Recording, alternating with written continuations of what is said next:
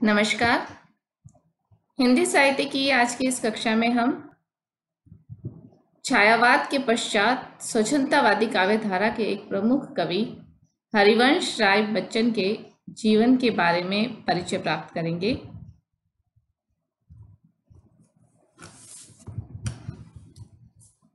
मैं दीवानों का वेश लिए फिरता हूँ, मैं मादकता निशेष लिए फिरता हूँ, जिसको सुनकर जग झूम झुके लहराए, मैं मस्ती का संदेश लिए फिरता हूँ। इन पंक्तियों के रचयिता हरिवंश राय बच्चन हिंदी साहित्य के एक जाने माने कवि के रूप में प्रसिद्ध हैं।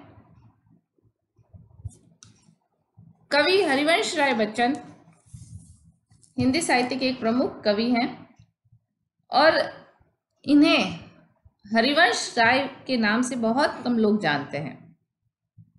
वस्तुतः इनका नाम तो हरिवंश राय है, परंतु बचपन में इनकी माता इन्हें बच्चन कहकर पुकारती थी और यही नाम इनकी प्रसिद्धि का कारण बना। आज भी इन्हें अधिकांश लोग बच्चन के नाम से ही जानते हैं। इनका जन्म है 21 नवंबर 1907 को उत्तर प्रदेश प्रयाग में हुआ था। इनके पिता का नाम बाबू प्रताप नारायण। बच्चन की जो प्रारंभिक शिक्षा है वह म्युनिसिपल स्कूलों में हुई। उसके पश्चात ये कायस्थ पाठशाला में हाई स्कूल की शिक्षा प्राप्त करते हैं। उसके पश्चात गवर्नमेंट इंटर कॉलेज इंटरमीडिएट में और सन 1929 में प्रयाग विश्वविद्यालय से बीए की परीक्षा पास की इन्होंने। और इसी बीच सत्याग्रह आंदोलन छिड़ने के कारण इन्होंने अपनी पढ़ाई को बीच में रोक दिया। 1926 में इनका विवाह हुआ और 36 में इनकी पत्नी का देहावसान हो जाता है और उसके पश्चात इनका पुनर्विवाह होता है।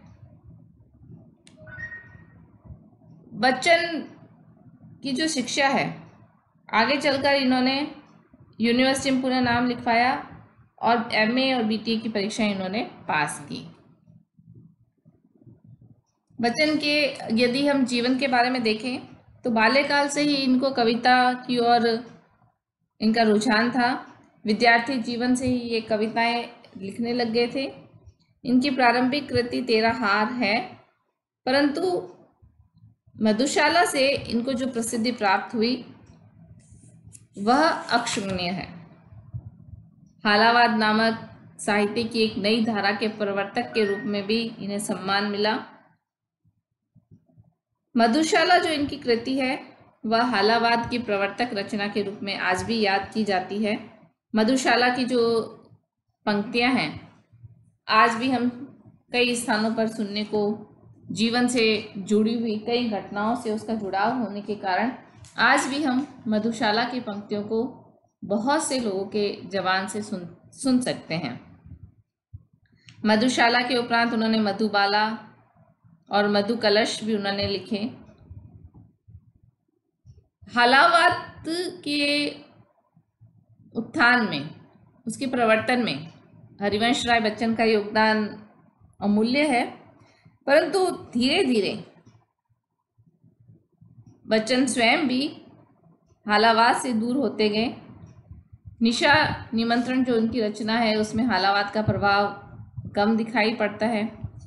सतरंगिणी नामक उनकी एक कृति में जो प्रगतिशीलता है वह उनकी काव्य रचना में प्रमुख रूप से उभर कर आती है। तो ऐसा लगता है कि बच्चन धीरे धीरे प्रगतिवाद की ओर उन्मुख हो गए थे।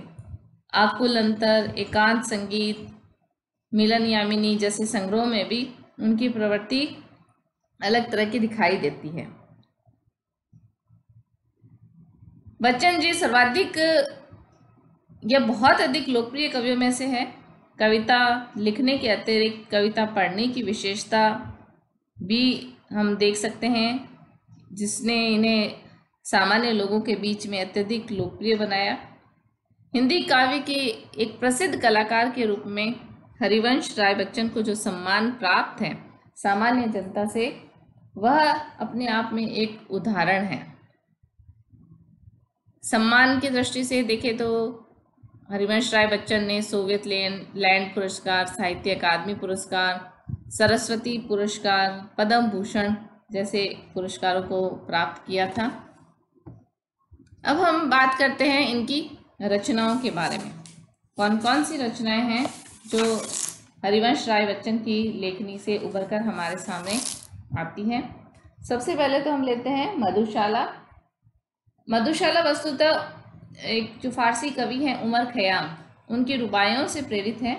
उमर खयाम की रुबाइयों का जो अंग्रेजी संस्करण था, अनुवाद हुआ था, उससे प्रभावित होकर उन्होंने खयाम की मधुशाला लिखी। उसी से बाद में उन्होंने स्वतंत्र रूप से मधुशाला भी लिखी।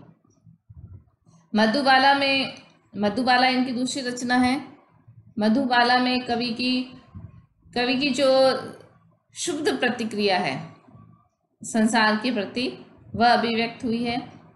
मधु कलश इनका जो ग्रंथ है, इसमें अस्तित्ववादी दर्शन की 12 कविताएं संकलित हैं। निशा निमंत्रण जो है वह गहन विषाद का, दुख का, वेदना का एक संग्रह है। वस्तुतः जब बच्चन की पत्नी का देहांत होता है उसके पश्चात वह एक घोर निराशा में घिर जाते हैं। उस घोर निराशा की स्थिति में ही ये वेदना, ये विषाद के लगभग 100 गीत उन्होंने निशा निमंत्रण जो संग्रह है उसमें संग्रहित किए हैं। इसी प्रकार से एकांत संगीत जो इनका संग्रह है, यह जीवन की जिजीविषा का, जीने की इच्छा का, बहुत अधिक दुख होने के पश्चात भी जीने की जो एक विकट आकांक्षा है उसकी अभिव्यक्ति के गीत हैं। आकुल अंतर जो कविता है, जो संग्रह है, वह व्यक्तिगत जो उनका दुख है जिसे वह अब तक अनुभव कर रहे थे, उसे उभर कर गीत गाने का कवि का जो प्रयास है उसको अभिव्यक्त करने की कविता है। इसी प्रकार से मिलन यामिनी कविता संग्रह, सतरंगिनी जो संग्रह है वह मुख्यतः उनके हृदय के उल्लास को, उनकी उम्मीदों को अभिव्यक्त करता है। आरती और अंगारे जो संग्रह है वह संघर्ष और अंतर्द्वंद की जो उपस्थिति है साथ साथ हमें इस कविता में दिखाई देती है। इसी प्रकार से नए और पुराने झरोखे, टूटी फूटी कड़ियाँ, बुद्ध और नाचगर जैसे संग्रह भी, कविता संग्रह भी उनकी रचना से, उनकी लेखनी से निसृत हुए हैं। बुद्ध और नाचगर में उन्होंने समय की जो व्यंग्यता है, समय के प्रति जो व्यंग्य कटुता है और आक्रोश का एक जो स्वर है, वह बुद्ध और नाचगर इस संग्रह में हमें मिलता है। बच्चन जी के द्वारा अपनी आत्मकथा भी लिखी गई, 4 खंडों में ये आत्मकथा लिखी गई। क्या बोलूं क्या याद करूं, नीड़ का निर्माण, फिर बसेरे से दूर, 10 द्वार से सोपान तक, ये इनकी कविता, इनकी आत्मकथा है। बच्चन की काव्य की जो प्रमुख विशेषता उनका आत्मकथा और उनकी कविताओं को देखने से जो उभरकर सामने आती है वह यह है कि जो इनकी कविता है, ऐसा कई आलोचकों ने कहा है कि जो उनकी कविता है वह उनकी आत्मकथा का रूप है या इनकी जो आत्मकथा है वह कविता का रूप है। कहने का अभिप्राय है कि इनकी कविता में भी उनका जीवन ही अभिव्यक्त हुआ है। जीवन की जो उतार चढ़ाव, जो जीवन के सुख दुख हैं, वही इनकी कविताओं में भी अभिव्यक्त हुआ है। तो कहीं कहीं वो जो उनकी आत्मकथा है वह भी कविताओं का आभास कराती है और जो उनकी कविता है वह उनके जीवन की गाथा का अनुभव कराती है। इसके अतिरिक्त हरिवंश राय बच्चन एक श्रेष्ठ अनुवादक के रूप में हैमलेट, जनगीता, मैकबेथ जैसी रचनाओं का अनुवाद करते हैं। डायरी, प्रवास की डायरी, उन्होंने एक ग्रंथ लिखा है जिसमें उन्होंने अपने प्रवास काल के जो यात्रा है उसको अभिव्यक्त करने का कार्य उन्होंने इस डायरी विधा के माध्यम से अभिव्यक्त किया है। कुल मिलाकर हरिवंश राय बच्चन स्वच्छंदतावादी, व्यक्तिवादी जो कविता है, एक नई हालावाद के प्रवर्तक के रूप में अविस्मरणीय रहेंगे हिंदी साहित्य के इतिहास में। उन्हें याद किया जाएगा हालावादी कविता से रूबरू कराने के लिए। हालावादी कविता के प्रति बहुत सारे जो आलोचक हैं, बहुत सारे जो पाठक हैं, सहृदय हैं, ऐसा जब तक मधुशाला का या इनके और ग्रंथों का अध्ययन नहीं किया जाता तब तक यह भावना रहती है कि शायद यह एक प्रकार का शराब का, शूरा का, मद्यपान का, मदिरा का काव्य है।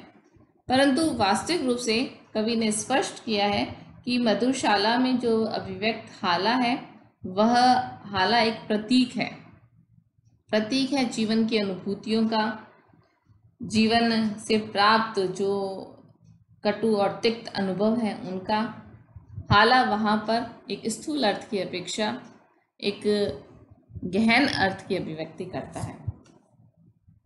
तो विद्यार्थियों, आज हमने हरिवंश राय बच्चन के जीवन और उनकी रचनाओं के बारे में संक्षेप में परिचय प्राप्त किया।